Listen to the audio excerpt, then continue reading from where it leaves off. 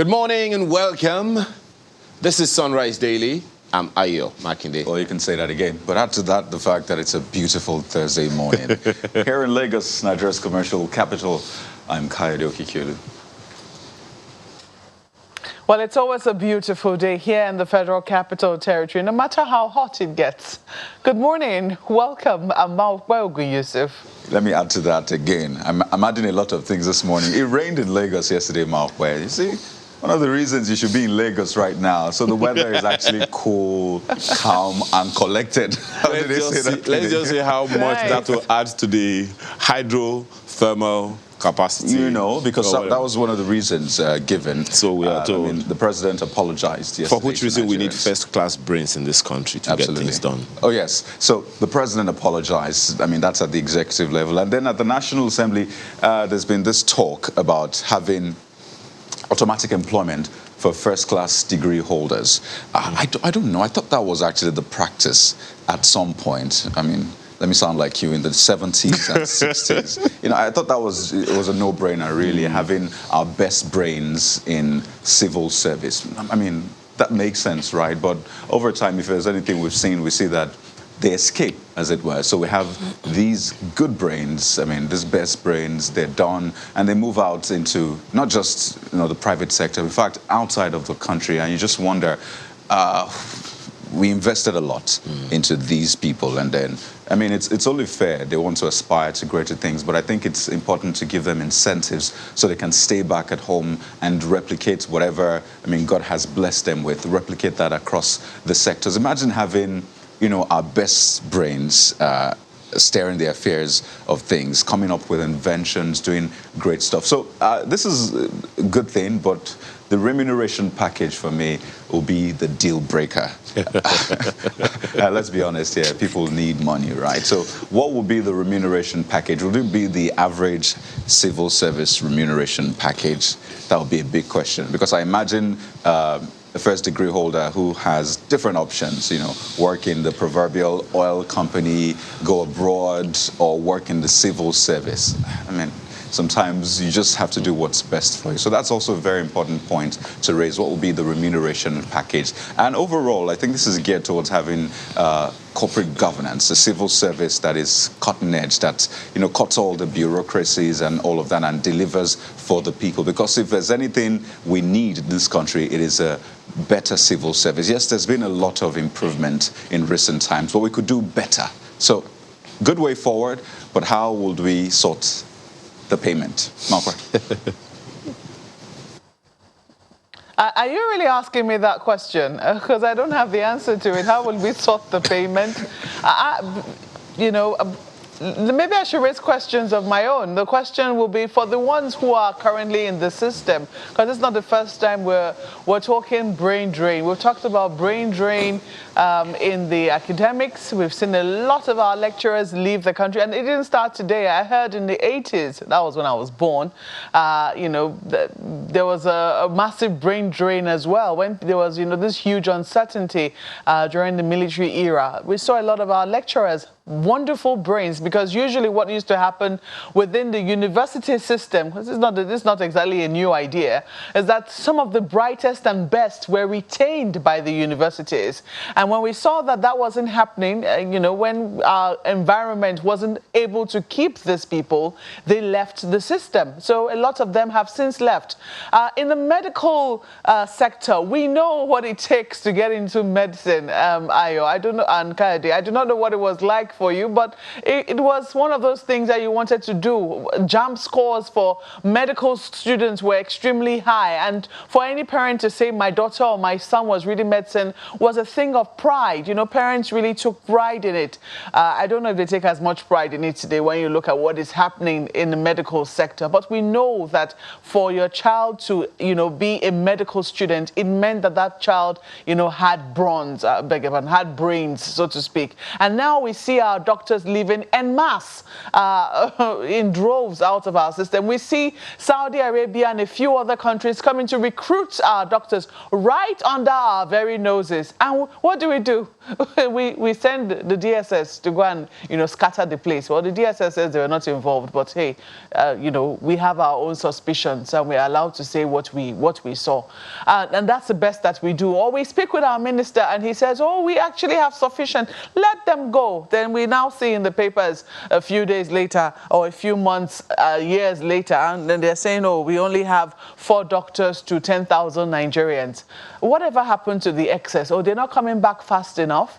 So these are, I mean, the situation is really dire. We cannot be, trying to, or pretending to be solving one. Oh, there's unemployment in the system. So one of the ways we can solve this is to ensure that our brightest and best stays within the civil service. Excuse me. Which civil service? When even the not so bright don't want to be in civil service. If people want to be in the civil service, it's because they think that they can, they don't have to do a lot of work and they can be doing other business while they're at it, or they have other, ideas. This is not to say, I mean, we've missed so many golden opportunities, really. And people keep on saying this, that a country cannot rise above its civil service. Is this as a general part of an overhaul, a general overhaul of our entire civil service system, or should not just civil service, public service system, because by civil service you just limit it to civil servants. By public service you expand it to include the political class as well. So those are the questions. I mean, just take a look at where we are. We have an energy crisis on our hands. Some people might say, well, it's felt all over the world right now, but ours is peculiar. Ours even started before the war in Ukraine. I mean, between Russia and Ukraine. Ours started before that time, and if there's anybody who ought to be enjoying or getting some benefits from this war, it ought to be Nigeria, because of where God has naturally placed us. But what do we have? We as a people have not been able to order ourselves. So this might be some beautiful idea, but trust me, it will go nowhere if we just do it as just that idea, if we do not do it within a systemic overhaul, which is exactly what we need as we speak. Gentlemen. Well, Malkwe, let's even let people know exactly where this all came from.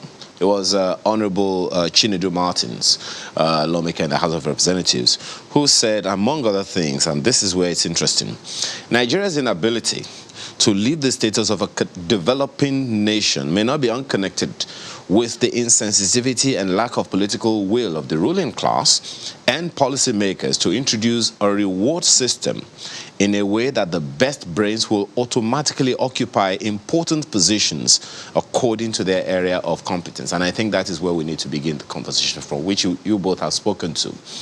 Area of competence. I've asked this question over and over again. What is the Nigerian ethos? Where are we going? What do we want to be known for as a nation? Then train our men and women, just as you said, Malkwe, along this particular line, so we are clear. Our specialty is known, to us and for us. Yes, Kayode, you are right. In the 70s, they don't wait for you to finish. They go to the university to pick you right from there. And Malkwe, you are correct. In the 80s, we had a massive brain drain in this country that saw so many people leave the country. All of the people who are winning accolades in various sectors of various economies all over the world, a good number of them we all know are Nigerians. And these things are not rocket science. All we have to do is be clear what the objective is and what do we want to do. There's a reason we have universities and we have politicians, and we have polytechnics, and we have technical schools. What happened to the focus of each of these institutions? At least universities are on strike. Okay, well, what happened to the ideals for which each of these institutions, this modes of education, of tertiary education were created? Maybe, as Malkwe said, we need to recraft the books and be clear what our national vision is. Then we can structure our education towards that, because the best brains reward system is not only for money. It's primarily being able to do what you are trained to do in school. Without the enabling environment to do that, exactly where are we? But a good move, Honorable Martins. So let's take a look at the papers now, after now. Daily Trust newspapers opens the pack this morning talking about the economy. Businesses struggle for survival as diesel price soars. That's the lead story of the paper this morning. Cost of production unbearable. That's according to manufacturers. Supply will adjust in few weeks, ascribed to oil marketers. And there is a quote: job losses loom. Most certainly not something we want to see or hear, but that's what you have on the front page of the paper this morning. And the pictures you see on the front page are of demolition in Amak yesterday. Find the details on the inside pages of the paper this morning. Right under that one, APC cancels NEC meeting as Buhari backs Buni committee. Yobe governor meets president in London. Story is on page 8, and a number of others that you will find interesting. Oh, there's this one. Electoral Act. We may go to court, says FG. So one of the three options: we may go to court, we may represent the bill, or we may leave it as it is. Well, there are three mays. That's the Daily Trust newspaper. Oh, goodness me. Well, take a look at Nigerian Tribune next. Yeah, this is what you have on the front page. APC crisis. Buhari backs Buni, warns governors. NEC meeting cancelled. That NEC meeting was meant to hold today, I believe the 17th.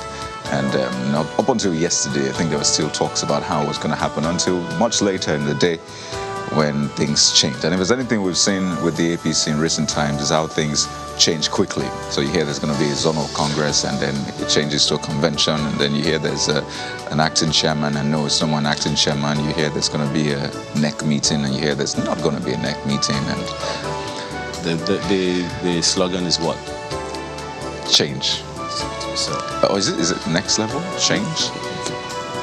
You know what? There's more riders to that story. Buni returns after a meeting with Buhari in London. Tinubu meets APC Senate reps caucuses over presidential aspiration. It's a page 5 read, and you see the picture on the front page that shows the president with the governor of Yobe State. But there's a third person in that picture. That's the Minister of Education. I imagine that this is over the ASU strike, which is in its 5th week, I should say, right now. So that's what you find on the front page, at least the big story on the front page of the Nigerian Tribune. Of course, the PDP story also makes its way. PDP opens presidential race, fixes 40 million naira fee for forms, sets up 37. Were you planning to pick a form? I'm just trying to wrap my head around. You want to go serve. That's all you want to do, serve. Your salary is what, 2 million naira a year, a month or something, and you're paying 40 million naira for a form. That doesn't include your campaign, lobbying fees. I think this is the least you probably have to eke out in this whole process of running for president. You heard the word you used, eke. Is this eking out? Well, I think, no, really, election spending is a whole conversation. But I'm just wondering, isn't it about time we reviewed that? If people looking for a job to serve, don't forget, let's be honest. I mean, this is split into different angles. But you know what? Page 5 has more details of this. For me, right? Don't worry, we have a lot of time to talk about this in the build-up to the election, and it's something we'll take on so people can know and make their decisions right. Nance gives FG ASU 2 weeks to end strike, declares ASU real enemy of student, passes vote of no confidence on Ngige Adamu. Okay, that's Nance for you. More details on the inside pages, and just one more for ye TikTok lovers. FG wants TikTok to suspend accounts of Nigerians promoting fake news rituals. I'll just leave it there. for the Nigerian Tribune. Marco. Let's take a look at leadership, and they also have politics as a lead story. PMB to APC governors allow Buni complete his task at National Convention. Order status quo in partnership, in party leadership, beg your pardon, in a strongly worded letter. Buni arrives in Nigeria, cancels NEC meeting. Mustafa, Adamu, Yari, Akume, Al-Makura, Musa, others pick chairmanship forms. So you have all of the details on page 4 of the paper. You also find, just on top of the nameplate, this apology by the President. Buhari apologizes to Nigerians over petrol, electricity shortages. The question will be, Mr. President, will that be all? Because it's still scarce this morning. On my way to work, you should see the queue, and there is still no electricity. So while we're trying to fix it, can we have a time frame? Page 8 will give you details. You also have on page 6, NJC wants 2 judges, recommends 15 others for appointment. That is also on top of the nameplate. A number of stories on the corner, some of them having to do with politics as well. Well, PDP presidential primary likely in May. That's there. And the UK clarifying the student work family visas for Nigerians not suspended. That's according to the UK. Well, there was news yesterday that they had suspended it, but there is some clarification which you might want to read on page 6 of the leadership. Let's leave it there for the paper. The New Telegraph comes next, and this is what you have. Also politics, of course. 2023, Buhari moves to rescue APC from implosion. It's an angle to look at the story. Pages 2 and 8 have that story. Admits party bedeviled by rancor, acrimony, others. Declares full backing for bonus CECPC. Directs APC governors, aggrieved members to sheath swords. Sale of chairmanship nomination forms fetches 140 million. It's chairman of the party, right? Okay. Buni cancels NEC meeting. Find the details on the inside pages. Right beside the picture on the front page, 2023, PDP sets up 37-member zoning committee. The sale of nomination forms begins today. Tambuwal, Atiku, Anyim, Saraki, others to part with 40 million naira each. That's a lot of money. Stories on page 3. Under the picture, we'll explore options to deal with rejected Electoral Act amendments, ascribed to the Minister of Justice. 2023, El Rufai directs appointees with ambition to resign. Find that on pages 3 and 4 of the paper this morning. Above the nameplate, Ramfak, I'm using Marquez's word now, probes Lagos State's oil production status. Okay, what's that about? Kogi, Anambra joined 13% derivation beneficiaries. And all of that you find on the inside pages of the paper this morning. Well, the next on our lineup is Vanguard, and here's what you have on the front page of the Vanguard. Politics as well. APC. Buhari fires Bello, says Buni to conduct convention. As you've seen on other pages, Niger Governor Sani Bello acts as CECPC acting chairman as Buhari warns APC against governors, warns APC governors against unguarded utterance, as well as a couple of other stories. But, you know, very sad news for journalism in Nigeria. This story is just at the right corner of the front page. NPAN Uzodimma Odion as Emeka Obasi, publisher of Hallmark newspaper, dies at 58. More details on page 6. I understand he died on Tuesday in Lagos. Really sad one, definitely. Under the big picture, you see, PDP set to hold presidential primary in May, just in time for, is it June now? That's the date. And this one might interest you. NJC places judge on watch list. OK's appointment of 9 judges. If you want to find out which judge is on that list, which is it, Page 7 would tell you more. There's sports on the back page. It's about a week now to that World Cup playoff against Ghana. You see, Ghana versus Nigeria game gets new venue for the 2022 World Cup qualifier. So where will this happen? Well, more details right there. Of course, there's Mr. and Mrs. For you this morning. So you see, Mrs. She's not quite happy this morning. Having to endure a lot of things. When is she ever happy, really? Well, a few days. I think she was happy on Valentine's Day. So you see Mrs. saying to Mr., you took chicken lap from the pot and broke 2 plates in the process. Why are you behaving like Russians in Ukraine? Well, Mr. is guilty as charged. In fact, he's holding that lap in his hand. Says to Mrs., you're getting bold these days. Who is your NATO? He asks. Does NATO mean... You know what? That's the Vanguard newspaper. Margaret. The things that Russia and Ukraine war will cause, even in the homes of Mr. and Mrs. Well, let's look at the Guardian newspapers this morning, and they have this. APC crisis, Buhari takes charge, pushes back governors, affirms Yobe governor as CECPC chair, March 26 convention, Buni meets president in London, set to return. Party cancels today's NEC meeting as Yari Akume, others speak chairmanship forms. So you have all of the details on page 2 of the paper. Look at this quote here.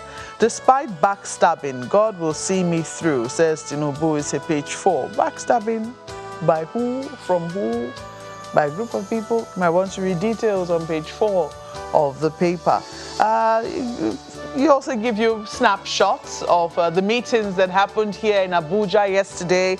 On top, you see the governor of Rivers State, former Senate President Bukola Saraki, Ndudi Elumelu, and at the PDP Governors Reconciliation meeting at Akwa Ibom Governor's Lodge yesterday. That is on top. And at the bottom, you also have the picture of that Tinubu's consultation visit to APC caucus in the Senate. So a lot of politics currently happening here in the Federal Capital Territory, captured on the front page of the Guardian newspapers for you. You also have on top of the nameplate, Abba Kyari's extradition process on, says Malami. The AGF has been forced to clarify a few things in the last couple of days, and it's like he still has a lot to say on this Abba Kyari matter. Page 5 might give you details. NERC to review electricity tariff every 6 months over FX inflation. You find details on page 2 of the paper, and they also have that story for you. NJC issues warning to 2 judges, places others. I believe this is places others on watch list. Well, let's leave it there for the Guardian. Nigerian News Direct has this one on its front page, also talking politics. Buni's reinstatement. Buhari writes progressive governors, warns against divisive conduct. Story has 4 riders, says party risks ultimate implosion, non-existence. States why Buni should continue as CECPC chair for National Convention. Identifies possible litigations, distractions as Buni cancels APC NEC meeting slated for today. Story is on page 4 of the paper this morning. Well, it's time to take a look at the daily independent newspaper.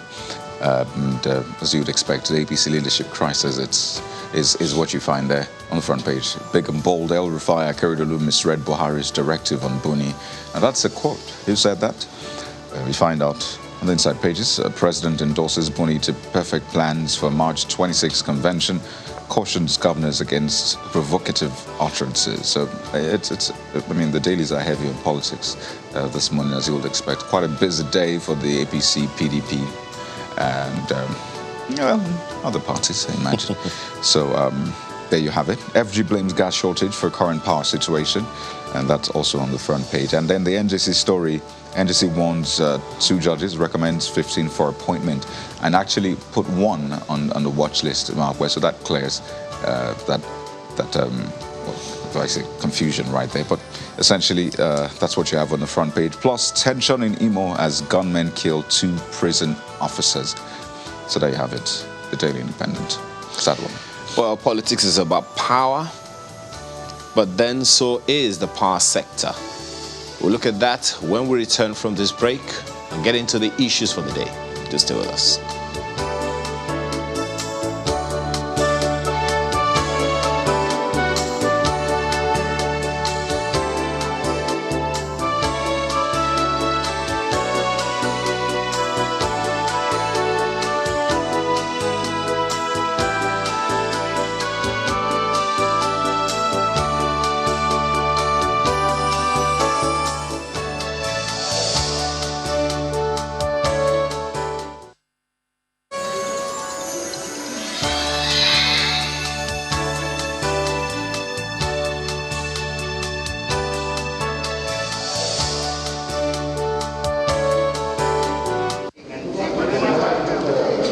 The Vice President, Professor Yemi Osinbajo, again represents the President in week 2 of his absence at the Federal Executive Council meeting for the month of March. A handful of ministers are physically in attendance.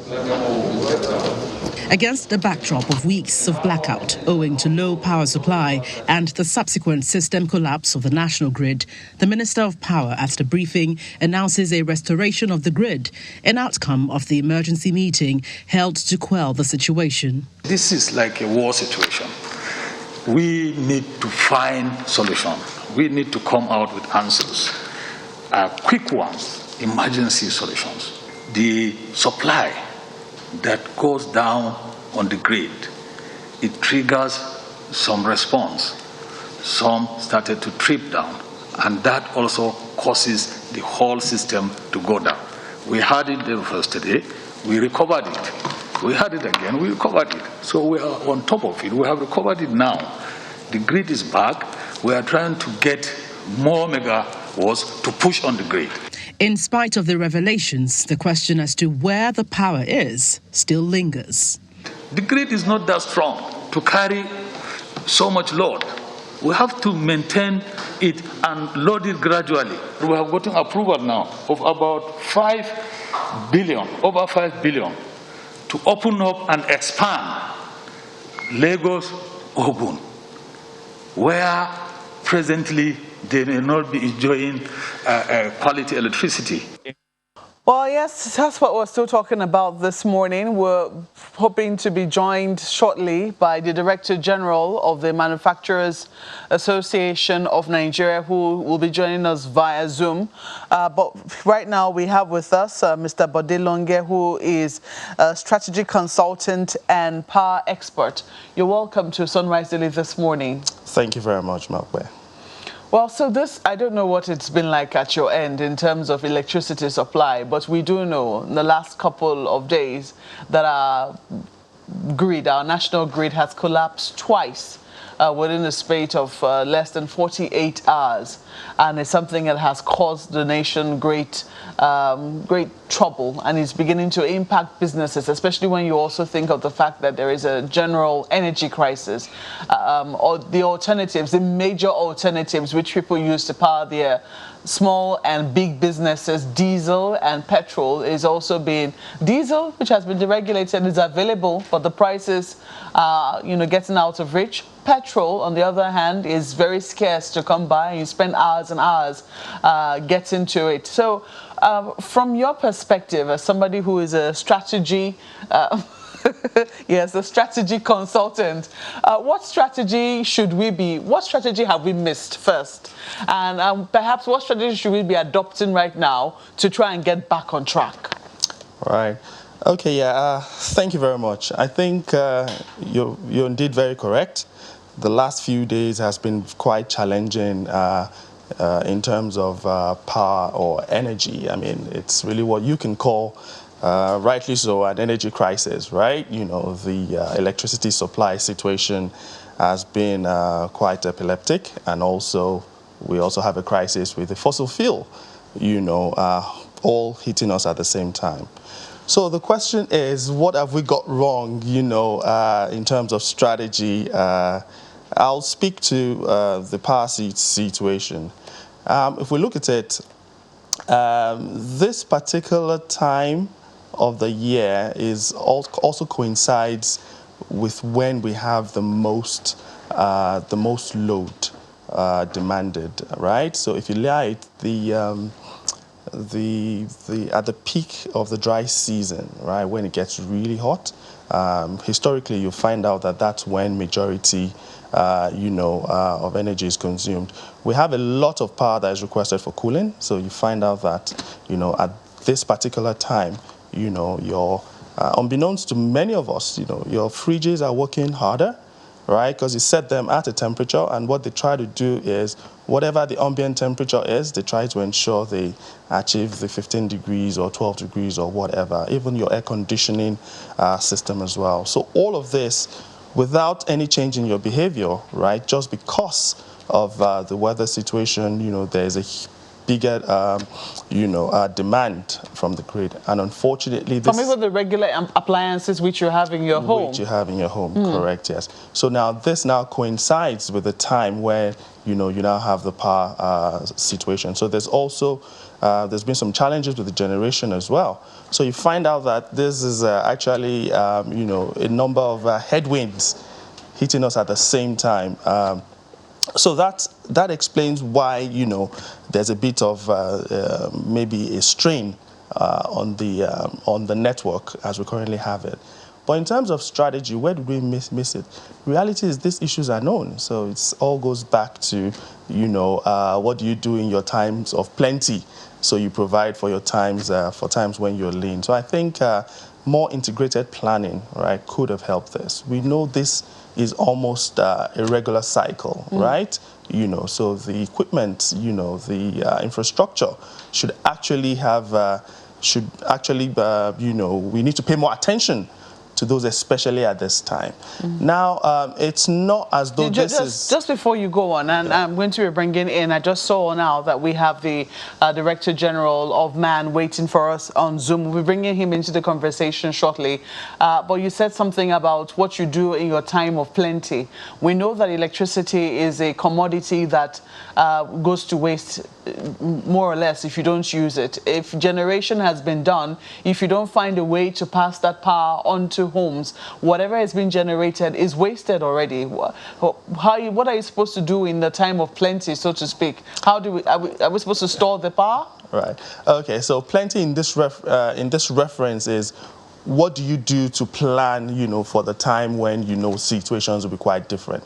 So, for example, you already know this will be a reality, so you ought to have planned your maintenance properly. So, in terms of resource allocation, essentially, of course, electricity is consumed instantaneously, right? But of course, as well, you also know that you don't need to wait until the entire system is really under this much stress, if you know this actually was going to be. So the reference is to what do you do when, in this sense, you have your slack period to prepare for, when all the hit will really come down on you, so to speak. Okay, so big questions there. But let me quickly bring in our Director General. Mr. Shagun Ajayi Kadir is the Director General Manufacturers Association of Nigeria.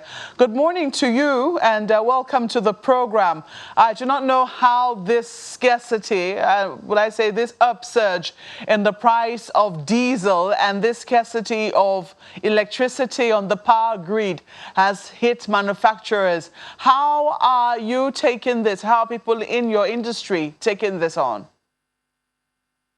Thank you very much for having me. We are taking it very badly. To just put it quite frankly, because we started the year with a lot of optimism. Very early in the year, the Minister for Industry, Trade and Investment assured that government was focusing on power and infrastructure. And this bear about 60% of our cost structure. So we were naturally expectant. We also knew that we had overcome the impact of COVID-19 in 2020. We stabilized in 2021. We were looking to take off in 2022. But very early in the year, we were hit by this thunderbolt, if I may put it, the price of diesel moving from less than 300 naira per barrel in January to 750 naira 2 months later. Then electricity becomes more epileptic. Now, these two put together has put so much strain and anxiety on the manufacturing sector. And just when your colleagues were reviewing the newspaper today, I heard that NEC is saying that the electricity tariff will be reviewed every 6 months in tandem with Forex. That is disaster waiting to happen, because we all know that the Naira is performing very badly against the dollar. And you see, for us in the manufacturing sector, this is critically important because we have the highest multiplier effect on the rest of the economy. So when we are subjected to this kind of uncertainty and abrupt shocks, it is difficult to see how we are going to cope. Already, especially the small-scale industries, are closing shop as we speak because their working capital cannot just sustain their production. So to tell you, we are taking it very badly. Let me stick to your question. We are taking it very badly, and we are actually consulting widely to see how we'll get out of this bedlam, because it threatens our competitiveness, it threatens our capacity utilization, our cost structures, it threatens our employment profile, and it just throws all the planning that we have done for year 2022 out of joint. Well, certainly that is a very steep increase, over 100%, it will seem. I mean, from 300 to about 750 naira per litre of diesel. What other alternatives are there? People have spoken that, talked about how some companies are using gas. Are those companies using gas, are they faring any better? Okay, so if we talk about gas, we have historic challenges. To start with, the gas that we are buying is dollarized, so to say. So it's still subject to the vagaries of the same almighty Forex that we are talking about. And there's the infrastructure for gas to be used across the country is simply not there. We have been clamoring for manufacturers to be treated as industrial users, just like the Gencos, because we are using this thing in the normal course of doing business. We are not selling it. So the price at which we are buying gas is high. So now we are being buffeted from many angles. Electricity is not there. Diesel, as the alternative, is too expensive. Even the small-scale industries that manage to use petrol, that one too is not available. Then gas is expensive for us and does not reach every part of the country as at yet. So the gas as an alternative, yes, it would have been okay if we had it going well. And don't also forget that industries that were not using gas before will have to spend money to convert their processes to receive gas. And I don't need to tell you how much we are borrowing money from the banks. So I think something urgent and effective has to be done. You say that you're consulting widely. Who are you consulting and what has the response been? Well, okay, it's still, first we have consulted amongst our members. And we have seen that the major challenge that we have, especially among the big ones, and which we have tried to solve before, is that there is no way we can get power at reasonable price. If the eligible customer scheme was allowed to work, then we would have been able to have our clusters, at least in areas where we have clusters, and there are many, to subscribe to the eligible customer scheme. I mean, that can be immediately achieved. But what we are thinking, generally, those we are consulting with government, we are reaching out to the marketers so that we can reenact what we did around year 2020. where we can get prime supply at prices that will be affordable. We are also suggesting that maybe we should remove VAT, at least to reduce the price. We should also look at areas where we can get, probably from neighboring countries, as I understand that our borders, some of them are still effectively shut. So we can open up to receive diesel from those places. And then for government to really intervene by quenching the other pain points that we have, because it's not only diesel that we are dealing with. So if we have a lowering of the pressure on imposition of tax, regulatory compliance costs, and logistics and so on, we would be able to reduce the pressure on the sector that is threatening to make the first quarter of this year far worse than what we experienced same period in 2020 when we had COVID-19. It's a lot to take in. I'm just looking at the spiral effect of this, because if inflation should spiral, the CBN might be forced to raise monetary, might be forced to, rein in inflation, and, that is going to have an effect on borrowing rates, etc. And then the circle just comes around. It's a lot to wrap our heads around. But I think that what the consumer is worried about now is whether or not they will be able to afford the produce or the products that will certainly come out from your members, from the Manufacturers Association of Nigeria. Has this had any effect on the prices of products which your members have come up with, or would you say that there is still sufficient buffer within production costs to be able to absorb this? There is none, actually. And even before now, the price of diesel before the war, that is the general blame taker for all of this, the price of diesel has moved from less than 300 to 350. And then it has also led to a slight increase in our prices. But now that it has doubled, and more than doubled, the first fall will be taken by the price of the goods that we sell.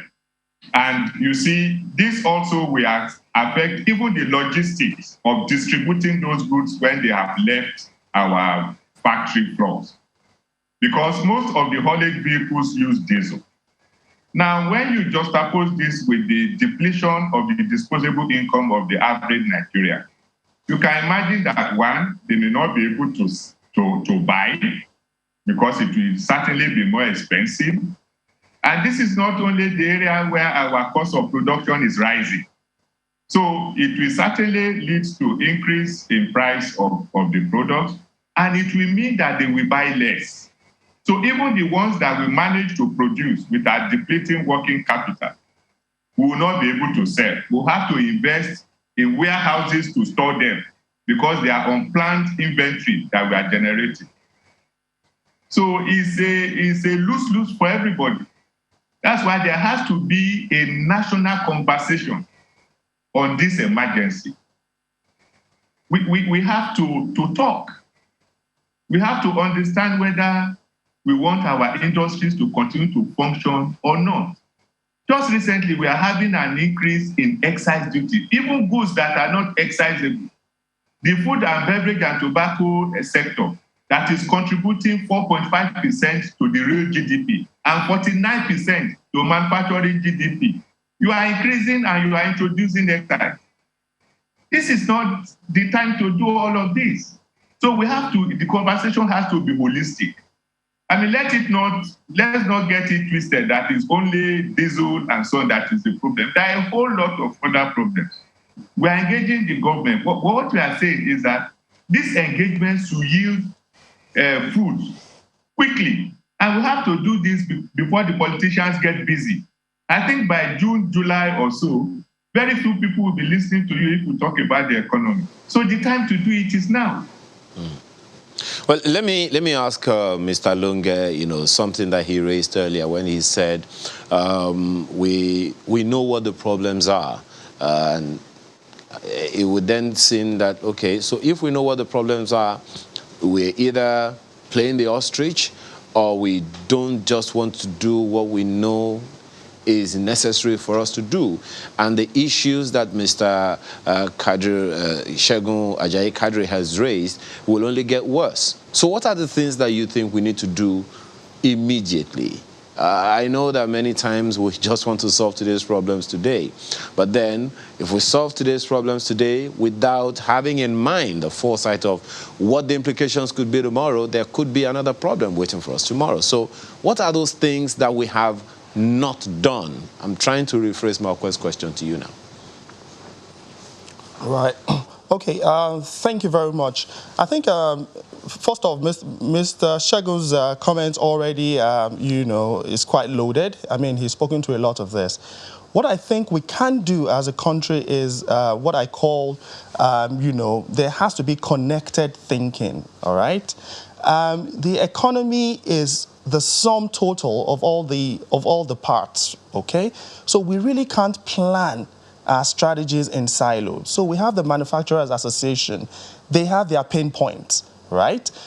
We have and this also has a snowball effect on every other sector within the economy. So what I have always advocated is and I think, can't remember who used the word, I heard win-win just now, but we need to plan a win-win for everyone. What do I mean? Okay, so at a time when we did some work for for a distribution company, we actually introduced a concessionary tariff for the heavy industrials and commercial customers. This tariff was such that if your capacity was of a certain size, you were to pay a discount on electricity tariffs. Now that was a good idea to encourage industrialization, because there is a knock-on effect, on businesses. We've also advocated conversation around identification of, commercial clusters, right? So you have a market, it really pains me. I go to a market and I hear, for example, generators blaring, and, the little man who's trying to eke a living is spending so much, on power. So I've always said, why can't, electricity, be reliable to this market cluster? So two things will happen. The man will spend less on his, running his business. He will make more money. And remember, he has a home, which is different from where he's running his business. So he would also be able to meet up with, other bills and everything at those other locations. So the planning has to be integrated, and this really would involve participants beyond the power sector, okay? You mentioned, issues around excise duties going up on critical, segments within the manufacturing space that will impact GDP, and also, as Mark rightly said, there are also inflationary concerns. So, you see, at this time, this is when all the players really should get to the round table. So there should be a sort of deferred benefit. Maybe the government Mr. at this Lunge, time, right? It should be less. Well, perhaps you are saying that maybe the government should suspend, getting those taxes and excise duties now. I don't know how that will work. But concerning some of the suggestions that you have made, you mentioned it, I think, and Mr. Ajayi Kadri also referenced the dollarization of certain components of this power sector, which is, of course, a major driver of the economy. With the Naira dollar rates the way they are now, is that factored into some of these concerns, this thinking that you talked about? Yeah, by all means, so if I say a complete conversation, so you see all the key actors within the economy, you see there is a tariff framework which is not, which we did not design in Nigeria, but then there's a lot of wisdom to it. It's to allow issues around when we have these shocks to the economy, is to allow a bit of a moderation. So what you have is utilities at these times when there should be, that pressure to get tariffs beyond a particular range, we really could create some upset in the economy. Utilities are allowed to under-recover. So what it is there is that conversation that, okay, we understand, given your cost, the input costs, right, to your entire process, tariffs should be maybe this high. Okay, but we can't really take it this high at the moment. So leave it at this level. When the macroeconomic indicators and things improve subsequently, right, then you can subtly, now review your tariffs to over-recover at those times. So this really is the work of government, right? World over, I think we really are starting to see that people are under pressure. We are seeing some demonstration because the cost of petrol, the pump price of petrol is going up, even in the advanced countries. So this is a reality, and Nigeria, we are no different. So what we could do at this time is to defer, right? Some of the key actors, we need to defer the benefits, ensure that this price increase effect is moderated, so we don't have a situation that snowballs on all of us. I'm wondering how that will play out, given that, just yesterday we were talking about World Consumer Protection Day, and we know that every service provider is a consumer one way or another. I'll come to more of that, but let me quickly ask Mr. Segun Ajayi-Kadri before we take a break.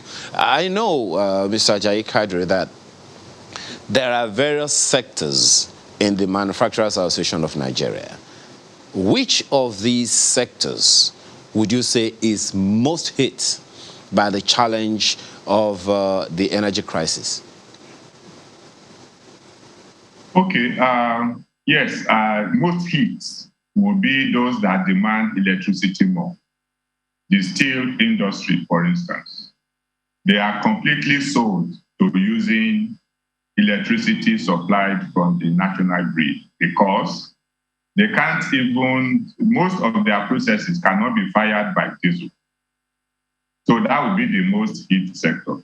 Then you can also look at other sectors that have high volume and who have to produce more to be able to sell because the profit margin is very slim. So you will need to factor in the fact that they will require to actively produce almost every time. They will have to run shifts for them to be able to have good bottom line to go with. So to answer your question, it is the steel industry, and it will have made a lot of sense if all of them were allowed to get on the eligible customer scheme, which the other gentleman that is on this program spoke about. Well, there's something you said earlier and referenced Manufacturers Association of Nigeria being placed side by side GENCOs. You give us a little more understanding of that when we return from this break. Please stay with us.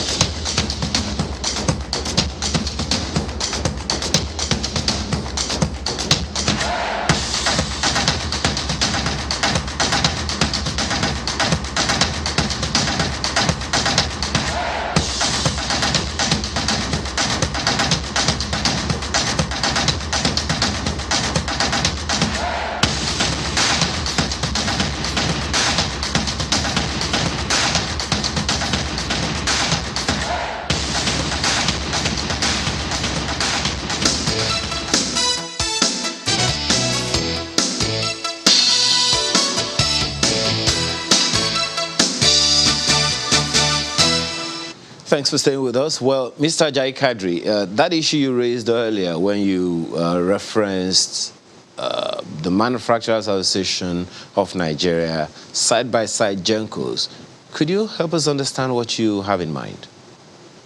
Okay, so I was talking in terms of the price at which we buy gas for those of our members that have been able to rejig their processes to receive gas.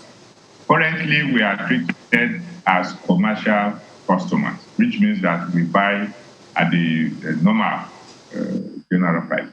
But the GENCOs have a concessionary rate that we want to be placed on because we use it in the course of doing business. We are not selling.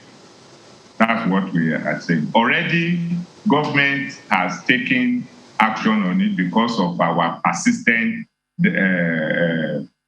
dialogue with them, and we must give credit for the support of the Minister of Industry, Trade and Investment. But it is yet to be operationalized. So currently, the minister has said that he's consulting with his counterpart in the Ministry of Petroleum. But this has to be done and done now. We have been on this track for a very long time.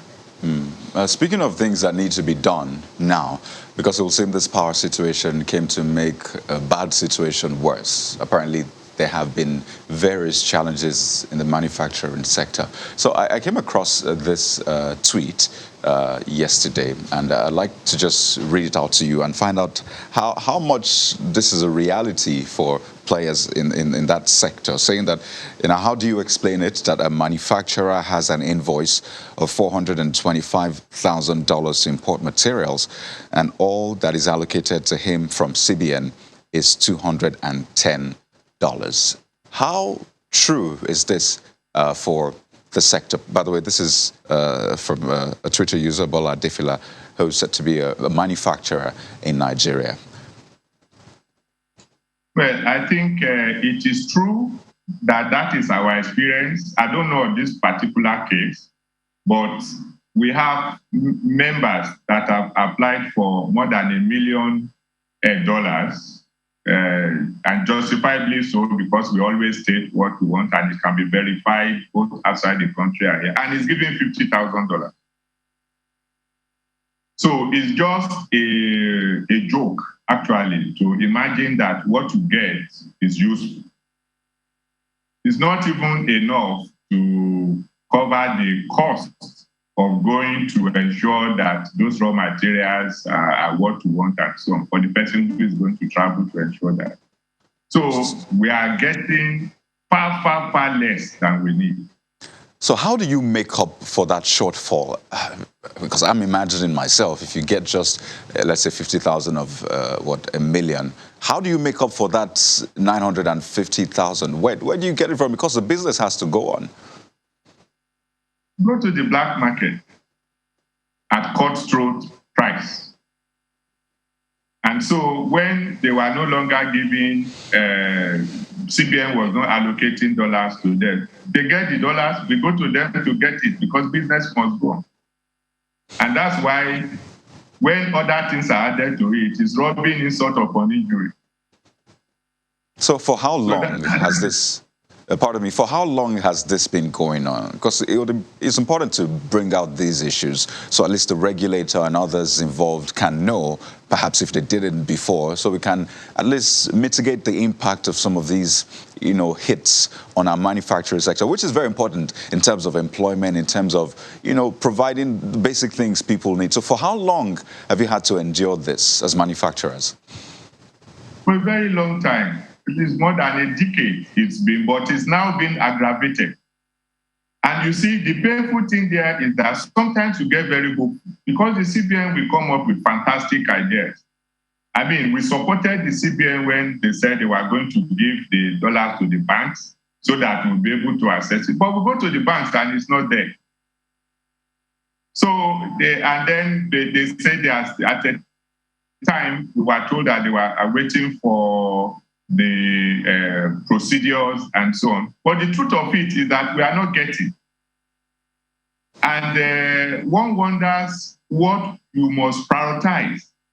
If I have dollars, I will give it to people who will ensure that, who will make sure that they use it productively and even bring back forests to the country to increase our stock. But you are giving it to people who, if you give to a manufacturer, you are sure he's going to buy raw materials, he's going to buy machinery, he's going to buy spare parts. So, these are the three major components of what we use dollars for. And all of these will go to reflate the economy. Government will even take more taxes because our capacity utilization will increase. Our company income tax is going to increase. I'll take this. Guarantees this kind of thing. I'll take this to Mr. Longe in a moment, but just to be clear, these raw materials that you have to import, are they things you can get here in Nigeria?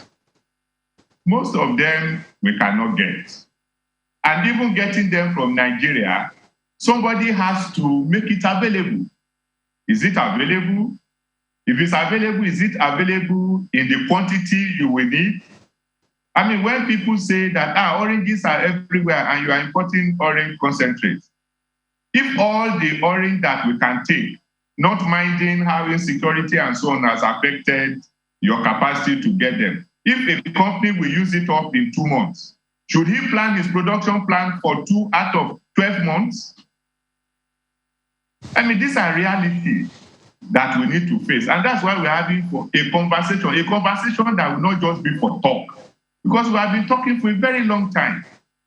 We are in constant touch with Raw Material Research and Development Council, and we can identify these ones. But you see, if it's taking a very long time, industries don't have to close. So we have to import all of these. Even in some cases, when you try to import them, the tariff structure is, the duty you have to pay is skewed against the raw materials vis-a-vis the finished goods that come in to unfairly compete with us in areas where we have comparative and competitive advantage. Let me take this to Mr. Longe. It would seem that the manufacturers have been swimming against the tide. Mr. Jai Kadri says for 10 years now, and I imagine having to do this for 10 years. And you have a government, and essentially government is meant to make business easier. We talk about the ease of doing business index and how Nigeria has improved, but these are real stories. They have to get raw materials, they have to get power and all of that. And it looks like if power alone is 60%, I imagine, and it's doubled now, and then the raw materials, again, they can't get Forex. I just add all of that together. Is it that we're working in silos now? I'm talking government and the manufacturers, because it would seem as though the policies aren't coming together. Right. Thank you very much. So I think I'll speak to the question in 2 parts. The first part is I think we are at a point now where the manufacturers really need to consider their energy mix. So many uncertainties, so it's going to be a bit challenging depending on just a single source. I know we've heard about the gas, for firing your generators. There's the grid when you have it, but I think also just in line with, with the global movement in terms of energy transition, I think the manufacturers also need to consider adding a bit of a renewable energy to their energy solutions to their energy mix. Now, what this could do in the immediate term, it may mean a little bump up in your overall unit cost of energy, but you will have that certainty you need to plan. And I think if I hear clearly, what the manufacturers essentially need is a stable environment to plan. So you don't have these shocks that comes to dislocate your business operations.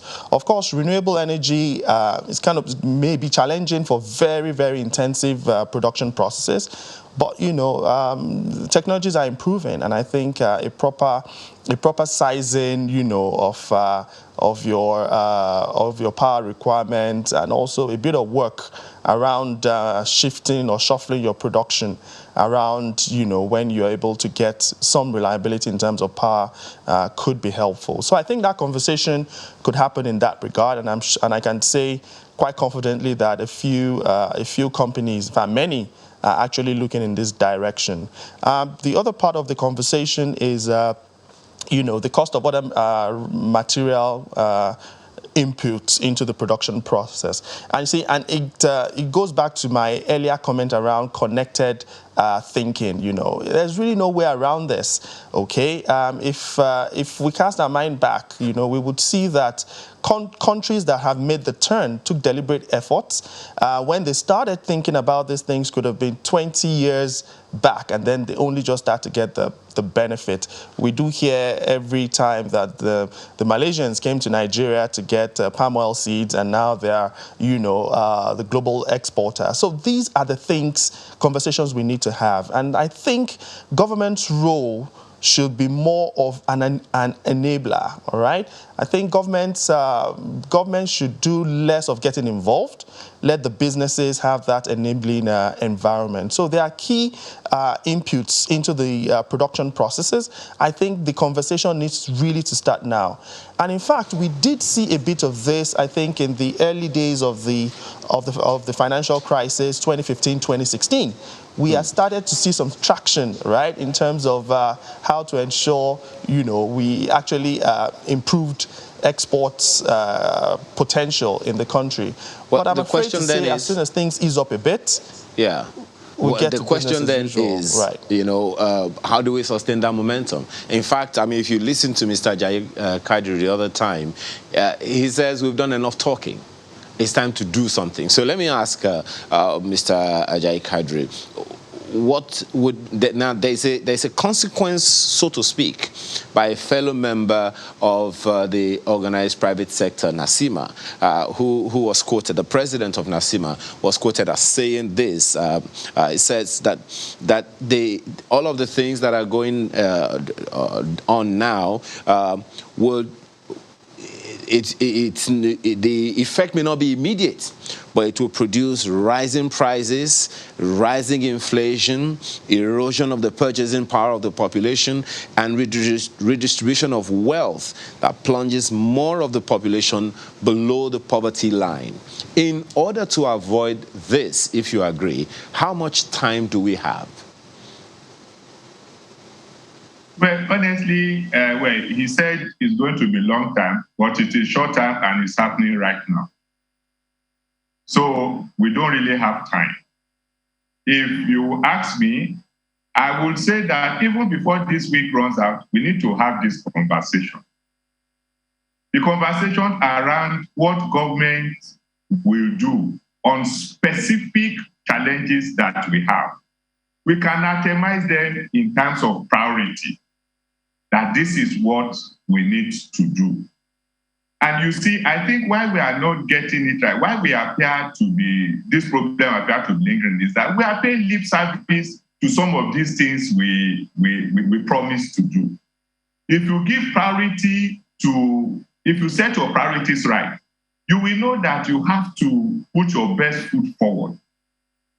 And you see, if every ministry, department, and agency of government that is concerned with dealing with this problem can agree that we need to prioritize manufacturing, for instance, it will mean that everything they have to do to make it happen, they will agree on it. And when they go back to work, they will ensure that it happens.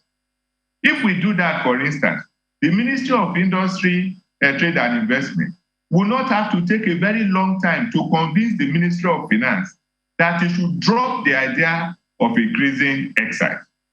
The Ministry of Industry, Trade and Investment will not have to spend a long time convincing his counterpart in the Ministry of Petroleum that he should give gas to manufacturers at a premium price. I mean, we are all working for it's the same government in the federal government. So we should break down all these barriers and just get straight to solve the problem. The Minister of Industry doesn't have to spend a long time to convince the CBN governor that the unavailability of forex and buying forex at very high price is killing industries. We don't have to preach too much for you to see that the price of importing a 40-foot container from Singapore to Nigeria is the same thing as taking it from Apapa to Agbara, 27 kilometers away. It shouldn't be difficult. And all the facts are there. We have made all the representation. I think we just need to talk.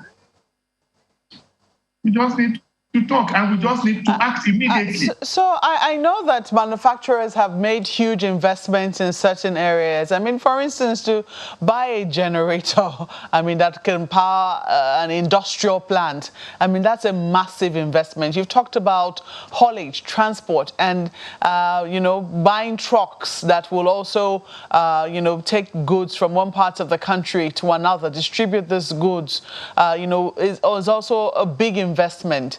I'm wondering whether manufacturers are, however, thinking of pooling resources to now begin to make use of investment of infrastructure that is now being developed. For instance, the rail lines.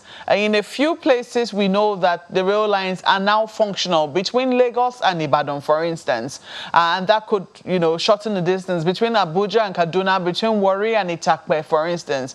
But we're yet to really see freight cargo on these rail lines. Is it possible that manufacturers could start thinking along these lines? And then also in terms of raw materials, you've talked about how, you know, we do not seem to have a sustainable line. You give the example of orange juice and concentrate.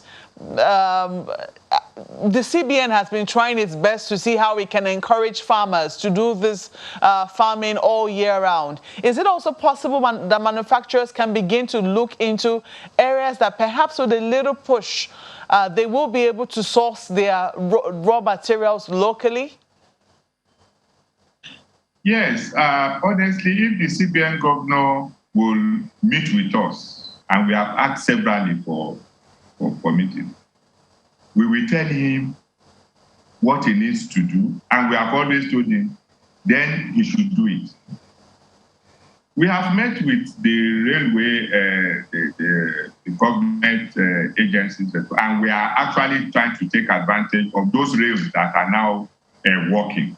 And on our own, MAN has a special window called the Manpower Development Company that we have established to provide, to work with investors and practitioners to provide power, embedded power in clusters.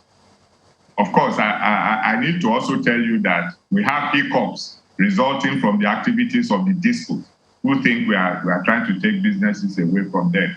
So whichever way you look at it, a manufacturer actually needs time to concentrate on his job. We are going to do all of this because we have no choice. Otherwise, I have no business investing in power, whether it's renewable or it's from the national grid. I'm a manufacturer.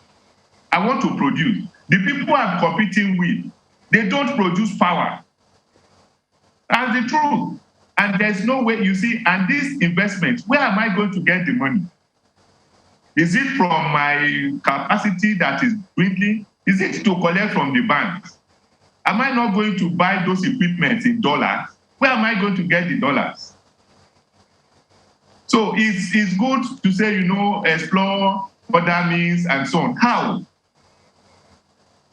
I want to produce. I think that, you know, you've raised a very valid point about how, you know, the people whom you're competing with and our borders are still very much open and importers are allowed to import whatever it is that they want to import. Yes, the CBN says we will not give you dollars for this number of items. But if you can get the dollars elsewhere, you can bring in these items. And when they do bring it in, they're in competition with you automatically. But we've since found out that this is the situation that we're in, that even in our personal homes, we all have to, you know, think of alternative sources of power. Otherwise, we might be in darkness most of the time. So that is the reality that, you know, manufacturers have had to confront.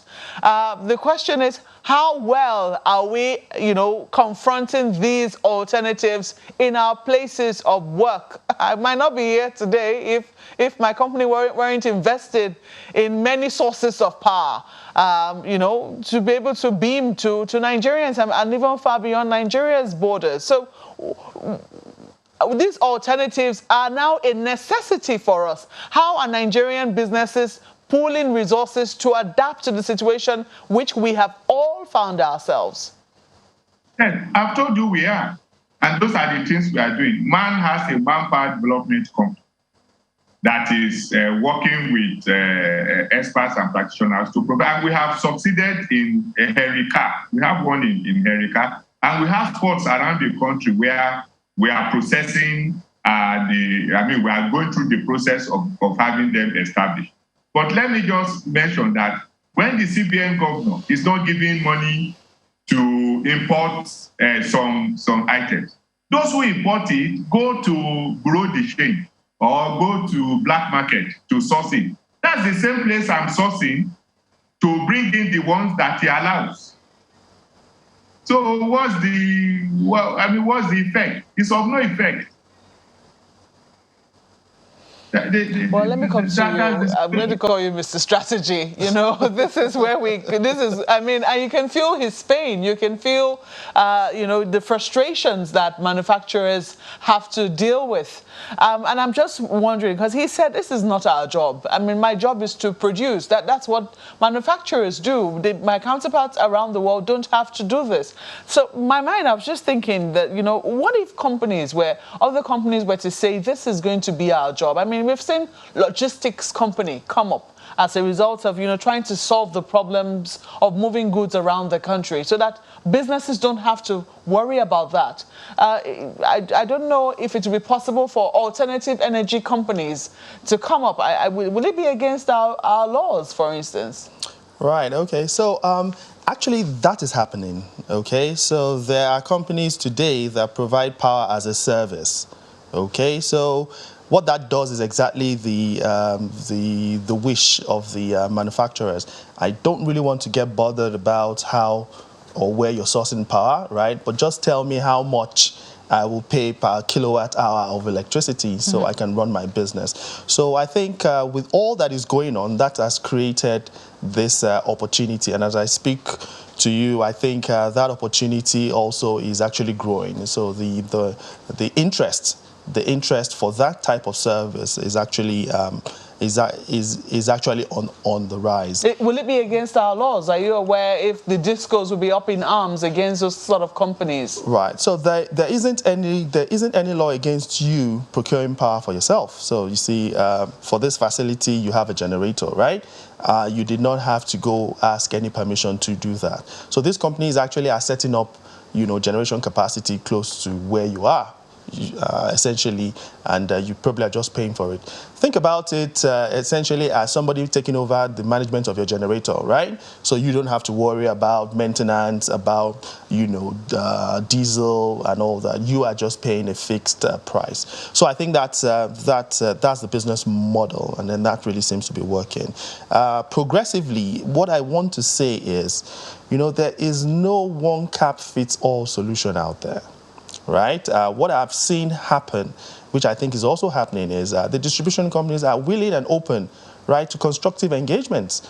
Okay, I mentioned much earlier, a distribution company that, created a special tariff class to encourage manufacturers, to do their business. So I think that era where, there was a kind of suspicion on both sides, we really are getting past that, right? The success of the distribution companies is that they have commercial customers within their network, right, who take sufficient capacity and are able to, to pay for this. The manufacturers also want, good, reliable, affordable grid power.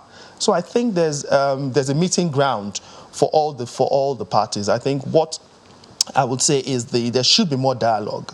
Right, and the dialogue should actually be more multi-sectoral. Right, because it affects everyone. So I think we're on course to say that all the key actors of government, finance,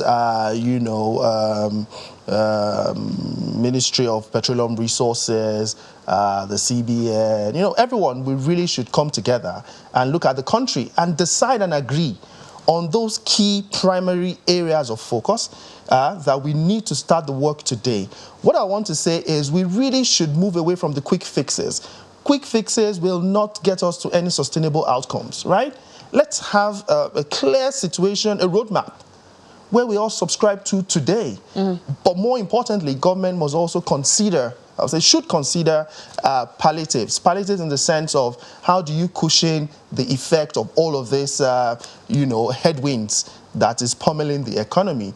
What we don't want is an upset that creates, a bit of, panic, and then people now start to get into very uncompetitive practices, hoarding and things like that. But let's ensure that we weather this situation together and, without any big major upset to any particular player. Well, we have to thank you both for coming on Sunrise Daily this morning. Mr. Bode Longi has been speaking with us here in our Abuja studio. He's a strategic consultant and power expert. And we also had Mr. Segun Ajayi Kadir, who's the Director General, Manufacturers Association of Nigeria. So we do hope that the CBN would, and also all the other government officials whom you have been trying to get, will yield eventually to that meeting, which is of utmost necessity at this time. Well, thank you so much for coming on Sunrise Daily as well. Thank you. Well, we'll take a break now. We'll be back shortly to talk about security. It would seem that it had taken the back seat in the face of the energy crisis. But hey, we'll be talking about what is happening in Niger State in just a moment. Please stay with us.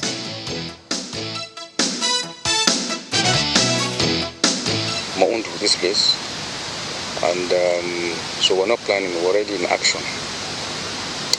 This village you're seeing here, there is not a single soul. They've all been displaced. For now, we have taken over the village.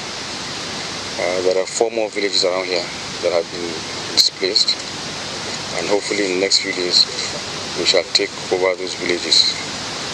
Soon the residents of Maundu will start coming back home to attend to their farms. On the way here, you can see we all came on motorcycles, almost 40-50 minutes ride on motorcycles. So you must have seen the condition of the farms. The farms are deteriorating due to lack of care, which is very dangerous for food security. This area is very fertile and they are known for agriculture. They are farmers. That is all they do. But this year, most of them have not been in their farms. And that is one of the most disturbing situations and one of the challenges we may face.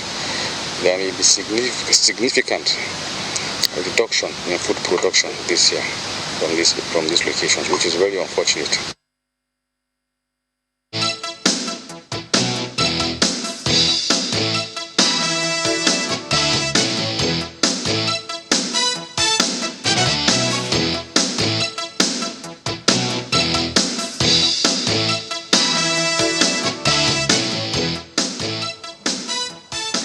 Well, that's precisely what we're talking about now. I did tell you that earlier. We're talking about security in Niger State.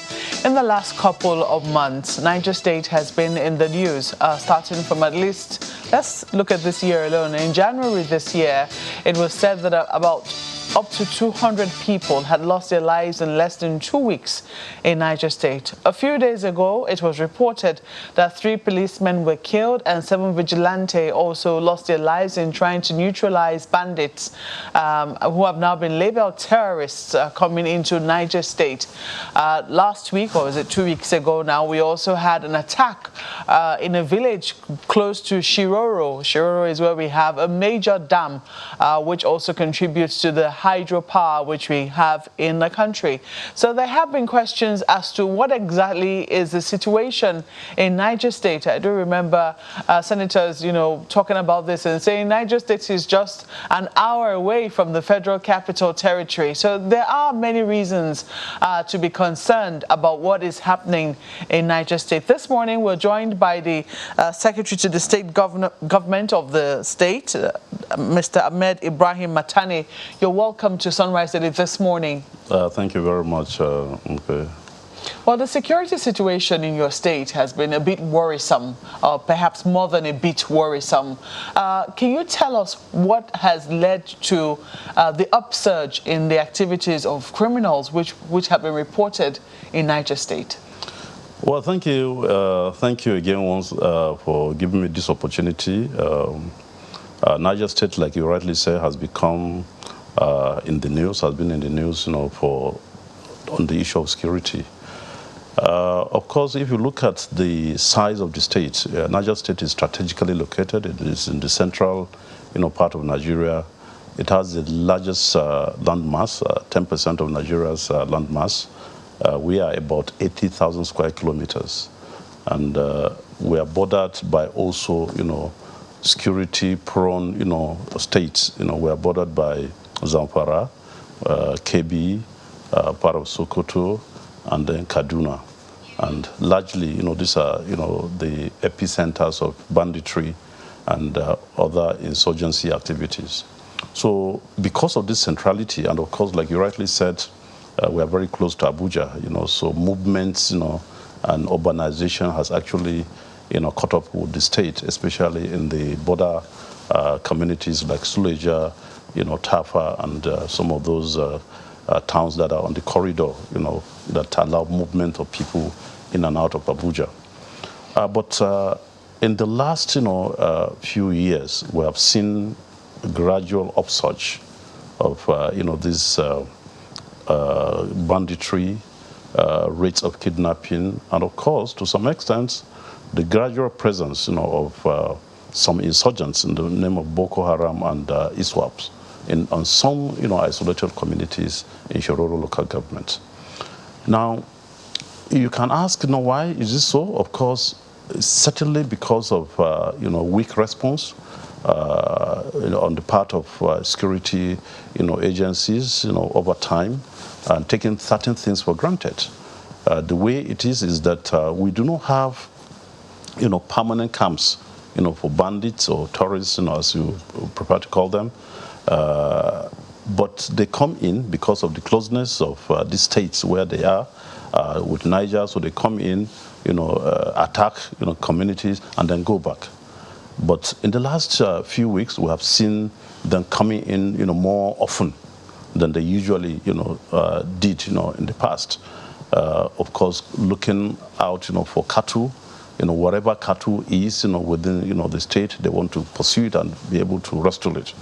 And in the course of cattle rustling, on the way, any community they come in contact with, they go and abduct people, and they ensure that, while they rustling cattle, they also carry human beings, for ransom. Unfortunately for us, because again, many of our communities are in rural, they are abducted on their farms. We have seen cases where bandits will come and also, put up a ransom demand, for communities to pay before they could access their farms. We have seen situations where even when communities succeeded in producing, their crops, they again, stop them from harvesting until they pay certain, ransom. But largely, all of this, Niger State is is made up of about 25 local governments. Out of these 25 local governments, we have major incidences in Munya, Rafi, Shiroro, Mariga, and a little part of Rijau, Magama, and then, Mashegu local governments. Now, we also have... That's how many local governments affected? About 6 local governments. The 7th one, which is far off, on the border, is Borgu local government. Borgu is a different, component that also, has experienced some of these incidences, basically because we also bought a good shared border with Republic of Benin. And then it has this large estate of forest reserve. So, of course, they have found, this reserve as a good sanctuary, for their activities. But we are lucky, I think the security agencies in the last few weeks have been able to dislodge them. But, one of the things that we have discovered is that unless we are very consistent, well coordinated, in dealing with these, responses, they keep coming back. And that's the situation. We're also lucky that at least, internally, and I must give credence, to His Excellency, the Governor of Niger State, Alhaji Abubakar Sani Bello, for, of course, being proactive in dealing with these matters. Over time, he has related with security agencies to ensure that they are motivated, to be able to carry out what they're supposed to carry. But we know the weak areas, and this will be part of discussion, I believe, later on. Well, Niger State, I think that the security issue in Niger State, as you said, it gradually came in, and then, it reached a crescendo of sorts with the kidnapping of children. We saw the kidnapping in Kagara, the one that happened in the boys' school, The Islamia school. Exactly. So, and those were very worrying incidents for a lot of Nigerians, all over the country. But it didn't just happen overnight. Did Niger also think, because when the security issues were happening, first in the northeast, maybe, and then it spread to the northwest, I'm sure that at that point, you might have thought that it was only a matter of time, Absolutely. as a result of sharing borders with these states. It was only a matter of time before it crept into Niger State. Were there any preventive measures put in place at that point to try to see what could be done to, before this terrorist would decide that they could make the forests in Niger State a home for themselves? Yes, as a government, you're always on daily basis do security analysis, the vulnerability analysis in terms of what are the likely scenarios, because if it affected, Zamfara, it affected Kebbi, certainly it would affect Niger. Of course, security agencies, will put up, some strategic actions. I will tell you that, we have had, joint security operations, with support of federal government, Operation Sharon Daji and all of this, all these were platforms, to respond and to ensure that, you strategically, situate the state, and put it on the path of safety and, peace. But however, knowing these bandits, they increase in number, they are well coordinated, they're very mobile, they have very, strong communication system. They do? Yeah, they do. They have very strong communication system. I will tell you. When you say strong communication system, are you talking about technological devices or just the crude intelligence system? We will realize that, apart from having, these satellite phones that they can easily communicate, with their groups. One of the things people don't know, every forest that you see in this major, general area is being manned by a particular, bandit commander with a chain of, command system, just like you find in the military and the police. So you hear, oh, this is a bandit commander in charge of a particular location, this is a bandit commander in charge of a particular location, and then this is the way it goes. So they are well structured. Like I said, they have high level of communication. If anything happens to another group, they can easily communicate, and call for enforcement. Do we have an idea of what the motive of this bandits groups are? Is it to take over the space, or is it just for just itinerant economic? I'm looking for the word now. Bandits. Yes.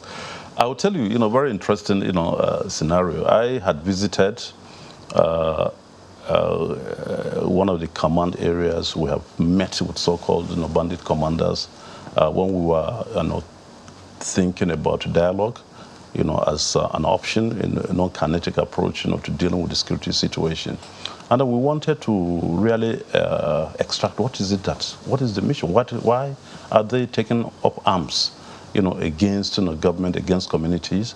Why would they just, as human beings, just kill people, unnecessarily?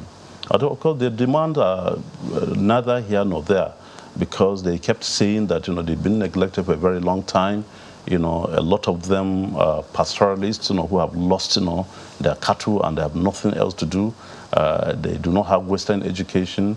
They do not have even the Islamic education. They have limited access to, schools. They have limited access, to healthcare and many other things like this.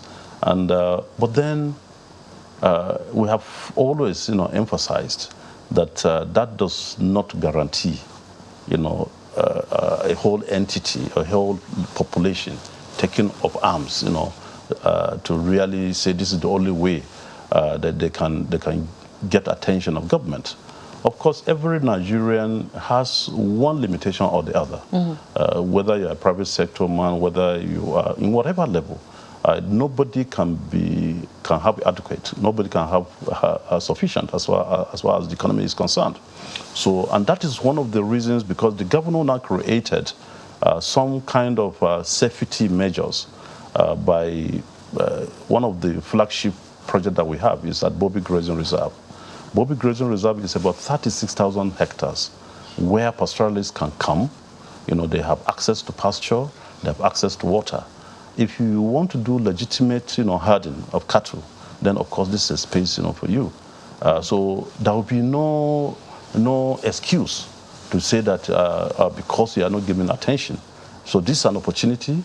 You can go about, getting some means of livelihood through a legitimate, pastoralism, for your cattle, for your family, so that you can become sedentary. You don't even need to be moving, back and forth. So that was government's response to some of the issues which they raised. But were they able to say precisely, I mean, in any clear terms, what their motive is? You weren't able to get anything We did not get anything tangible outside of this, because banditry, historically has been associated with cattle rustling. One particular clan will go into another, rustle the cow and all of that. But that has gone beyond what we know as the normal, banditry. It has culminated into an act of terrorism. You go into community, you burn the houses, you cut away and loot whatever you can find, as an asset in that community. You kill people. And that is beyond the normal, the old banditry that we know. So the government of Niger State, is it now also recognizing them as terrorists? No, of course. Once that's the national nomenclature for them, the Niger State government has no option than to also treat them the same way. And that is why, we have called for a more coordinated action. We need to be decisive about, how, these matters are dealt with. Because it becomes a national security issue beyond just Niger State. What we have found is that initially when we looked at Northeast as just a Northeast issue, but today the whole of that zone, the Northwest, North Central, is bedeviled by banditry and kidnapping. Today, of course, everyone who's going to Niger State will think, oh, I'm going into a highly risky environment. And that has really sent wrong signals. It affected, businesses. It has even affected, the structure of our education system, because our students who ordinarily should be going for boarding schools, we have to move them into day. We need to have to build, resilience in terms of security around our communities in primary school and secondary school. That you have rightly mentioned, we had two bitter experiences with kidnapping of students. The first was the Government Science College, Kagara, where students were kidnapped, alongside their teachers. Then the second was even Islamia school. Ordinarily, nobody thought that they could go to that extent of attacking and kidnapping Islamia, children. Some of them, at the age of 3 years, and they were in their hands for more than 3-4 months. So this is the challenge, that we have had. But as a government, we are not inundated, we are not complacent. And we have seen gradual, again, successes that we are making, with regard to, curbing, these incidences. I know my colleague has a question for you, but I want to quickly pose this to you. I mean, Niger State has, as you've said, 10% of the landmass of the entire country, which is huge grounds. People say that one of the reasons why this act of criminality is thriving in the state is because you have huge spaces ungoverned. Yeah. There have been calls for an increase in the number of policemen and security agents in general in Niger State. But state police is something that a lot of governors have also clamored for. Interestingly, it is not in this constitutional amendment. Is this something that worries the Niger State government? It does worry us because over time we have found out that the conventional security architecture cannot actually respond adequately, to the protection of, these communities. In fact, what we have discovered is that the community policing system should be the first, line of response. Because, again, to give you an analogy of what is happening in Niger, you hear that community will tell you that, we have cited these bandits, in particular location, but it will take you 2-3 hours before you can even mobilize, to respond. In 2 hours, they have finished whatever they want to do, and off they go. So in reality, we need to build a community policing system that should be the first response before any reinforcement could come, from the conventional security. That's what it is. We have found over time the inadequacy in the number of personnel of the conventional security. We have also found inadequacy in terms of even equipment. And again, one of the things I've always emphasized about is that we need to also begin to deploy, technology in dealing, with these matters. Let me throw this to my colleague, Kayode. Well, thank you very much, Mark. But 2 quick issues I'd like to raise. First, in your bid to hold out an olive branch to the bandits, I wonder, what did you find out? Are these people from within your society or outside, perhaps within the immediate Niger society or the larger, maybe North Central or Northwest society, or even from the Northeast? What did you find out? Because it's important to know who these people are. Do they have families? Do they have, links and all that? So what exactly did you find out? Well, we have discovered so many things. One, we have discovered that banditry has become an enterprise. They're making a lot of economic gains, from it. You would imagine somebody who was an ordinary pastoralist, maybe in a month, through this pastoralism, he'll be able to just maybe raise about 200,000. But today, they could just abduct 5-10 individuals and they make millions. 2, we have also discovered that in the course of, collecting ransom, they use a lot of this money to buy more weapons, and that the weapons they buy seem to reinforce and strengthen their capability and their capacity, to continue, doing what they are ordinarily are doing now. 3, we have also discovered that Zamfara has become, the major area where 90% of the bandits live. And they do their activities, they do so many things. Because the question would be, every cattle that you see rustled from Niger moves into, Zamfara. And they're in thousands. One local government alone, when we estimated last year, has lost over 18,000, heads of cattle. And then in the last few weeks, we have lost over 10 to 20,000 heads of cattle. And all of these cattle are moved to one, direction and one destination. So it will mean that, yes, there is a lot of economic gains, that goes, with these, banditry activities. And we have also discovered that, indeed, because it has become an economic enterprise, it will be very difficult, for you to just, cut it off. Unless you are decisive. Just to be clear, SSG, if they live in Zamfara State, yes. Pardon me, if 90% of them, as you said, live in Zamfara, does that mean they are from Zamfara State or what? Yeah, we have also, I was going to that.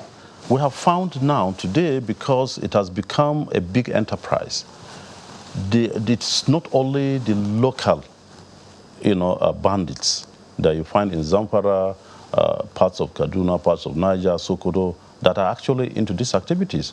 We have discovered that they hire mercenaries from even outside the country.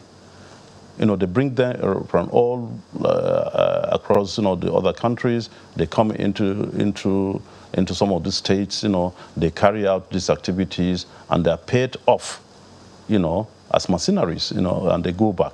And anytime they are required, to carry out these activities, they are also invited, for some of payments, after the job is done. Right. So the elephant in the room, SSG, I'd like to find out, I mean, you've talked about the governor being very proactive, but we also know that the governor has been involved with party leadership over the past few weeks, and that will definitely mean him having to spend a lot of time in the nation's capital, Abuja, embroiled in trying to organize the party. How has that impacted on the affairs of the state, specifically security back home? Because the governor, as we say, is the chief security officer of the state. Well, I think his absence that you refer to, I wouldn't call it absence, but this additional engagement, it does not remove anything, from what he has always done, as a governor. It has not reduced anything. I, as the Secretary to State Government, coordinate security. I've always been doing that, even when he's around.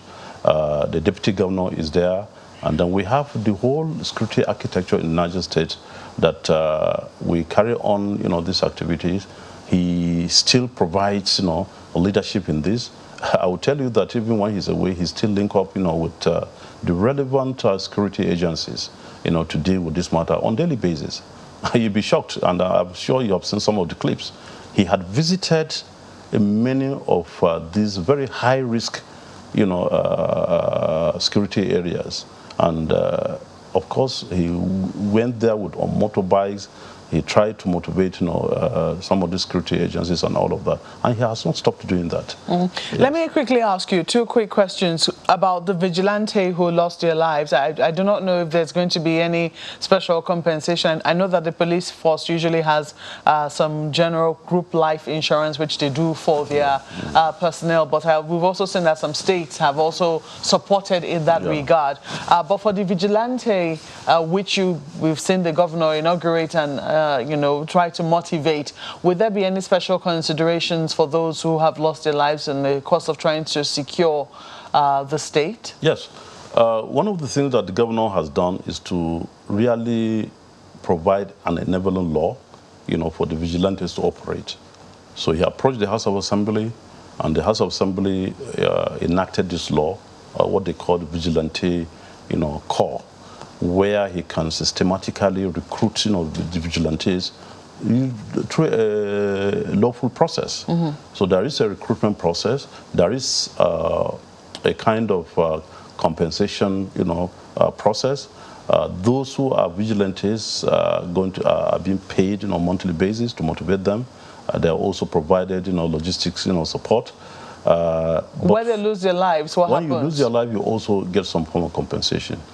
Their families, that is. The governor has pledged that the vigilante and the conventional security, whoever loses his life, there is, some, palliative support, to his family before they could even process any other, means of, support, as it were.